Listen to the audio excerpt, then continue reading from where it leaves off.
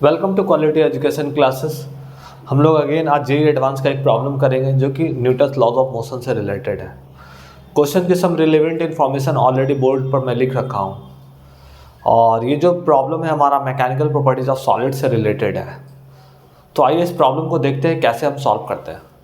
तो यहाँ पर कुछ बेसिक इन्फॉर्मेशन जो बोर्ड पर लिख रखा है, स्टील वायर है, कॉपर वायर है, सेलिंग से अटैच है, यहाँ पर 60 डिग्री का एंगल बन रहा है, यहाँ 30 डिग्री का एंगल बन रहा है और यहाँ पर एक ब्लॉक जो मास है जो कि 10 kg का है तो उसका वेट 100 न्यूटन डाउनवर्ड एक्ट कर रहा है। तो area of cross sectional of both wire का 0.5 सेंटीमीटर स्क्वायर दे रखा है। Length of copper wire √3 metre, length of steel wire 1 metre. तो इलोंगेशन ऑफ वायर का रेशियो पूछ रहा है, तो elongation of wire copper divided by elongation of wire steel का वैल्यू पूछा जा रहा है। यंग्स मॉडुलस रेस्पेक्टिव दोनों का दे रखा है, मटेरियल प्रॉपर्टी। तो सबसे पहले हम लोग क्या जानते हैं,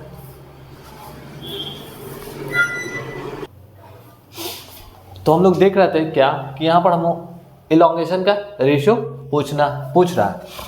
तो हम लोग क्या जानते क्या है कि हम लोग एक फॉर्मूला हम लिख रहे हैं, stress is directly proportional to strain.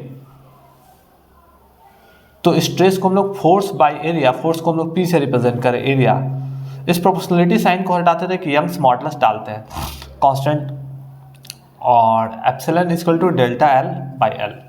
तो यहाँ से जब हम लोग डेल्टा एल का वैल्यू निकालते हैं तो क्या निकालते हैं, P L by A Young's modulus. ये वेरी वेरी इंपॉर्टेंट फॉर्मूला, इसी फॉर्मूला का हम यूज करेंगे इस पर्टिकुलर प्रॉब्लम में। तो सबसे पहले बात है कि हमको जब ये हमारा सेलिंग से अटैच वायर है तो आप यहाँ देखिए क्या कि इधर फोर्स जो लगेगा, इधर जो फोर्स लगेगा तो इसको हम लोग पी सी लिख दे रहे हैं और इसको पी एस लिख दे रहे हैं और इधर वेट हमारा जो 100 न्यूटन का एक्ट कर ही रहा है। अब ये जो एंगल है 60 डिग्री और ये 30 डिग्री, तो इसको अगर ऐसे कर देते हैं तो अल्टरनेट एंगल से अगर क्या होगा, ये 60 हो गया तो ये भी हमारा 60 हो जाएगा, ये 30 है तो ये भी 30 हो जाएगा। तो फोर्स का यहाँ पर कंपोनेंट रिजॉल्व करेंगे, पी सी कॉस 30 जो कि हमारे इस डायरेक्शन में एक्ट करेंगे और पी सी साइन 30 इस डायरेक्शन में। सेम चीज पी एस कॉस 60 इस डायरेक्शन में और पी एस साइन 60 इस डायरेक्शन में। और वेट तो हमारा 100 न्यूटन जो लग रहा है वो डाउनवर्ड एक्ट करता रहेगा। अब एक चीज़ और है कि हम लोग यहाँ पर फोर्स को बैलेंस करेंगे, तो हॉरिजॉन्टल फोर्स को बैलेंस करने के चाहेंगे तो क्या लिख सकते हैं, P S cos 60 equal to P C cos 30। ये पी एस क्या है, पी एस जो होता है फोर्स ऑन स्टील वायर और पी सी जो है फोर्स ऑन कॉपर वायर। तो यहाँ से हम लोग पी एस कॉस 60 का वैल्यू कितना हो जाएगा, कॉस 60 1/2 और पी सी कॉस 30 √3/2, तो 2 से 2 कट गया। तो यहाँ पर हम लोग क्या कर सकते हैं, P C by P S equal to क्या लिख सकते हैं, 1/√3। ठीक है, ये वैल्यू हम लोग को यूज करना है आगे, इसलिए मैं ये वैल्यू निकाला हूँ।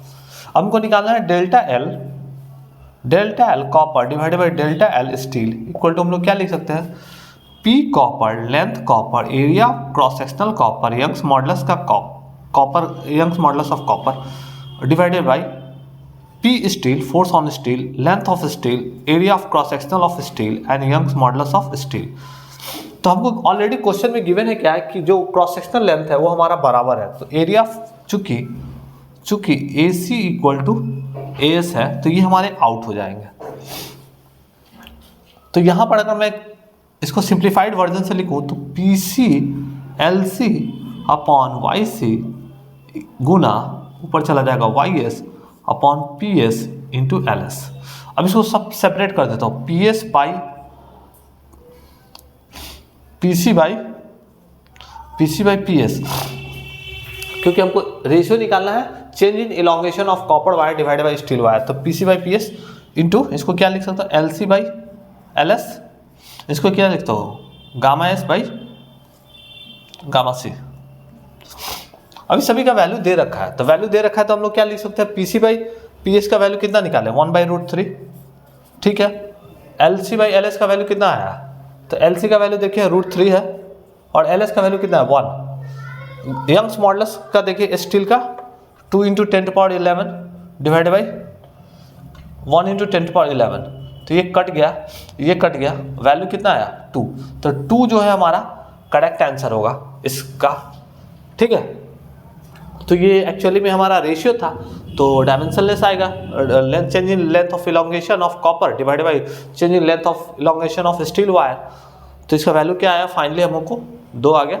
2 इज द करेक्ट आंसर।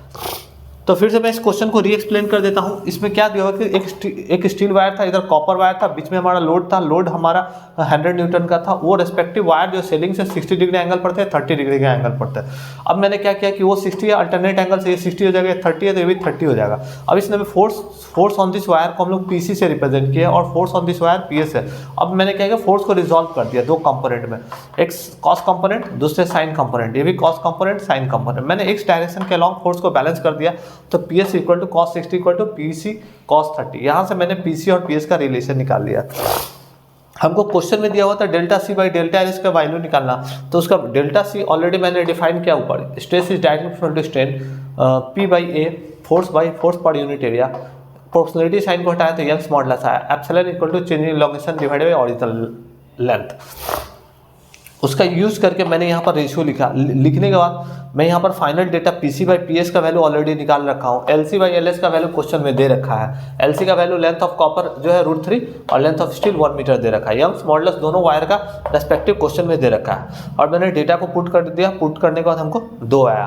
तो हम अपने चैनल पर JEE मेंस के PYQ, JEE एडवांस के PYQ, नीट के PYQ डिस्कस करते रहते हैं। हमारे चैनल को आप लोग लाइक कीजिए, सब्सक्राइब कीजिए। मिलते हैं नेक्स्ट वीडियो में। थैंक यू, धन्यवाद।